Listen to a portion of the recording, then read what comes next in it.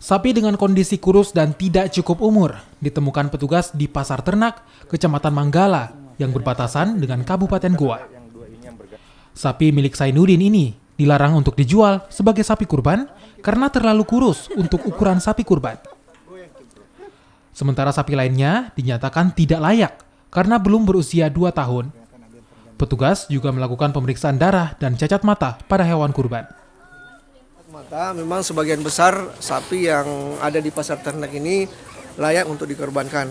Namun beberapa ekor juga tidak masuk kurban karena disebabkan karena adanya faktor sangat kurus, itu tidak boleh dikorbankan. Kemudian yang kedua adalah tidak cukup umur.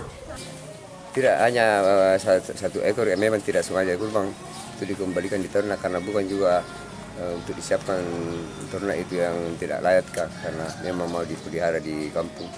Oh, berarti tidak dijual untuk kurban, Pak? Bukan, karena saya beli dari Kemang. Pemeriksaan terus dilakukan sebagai langkah antisipasi dari Dinas Perikanan dan Peternakan.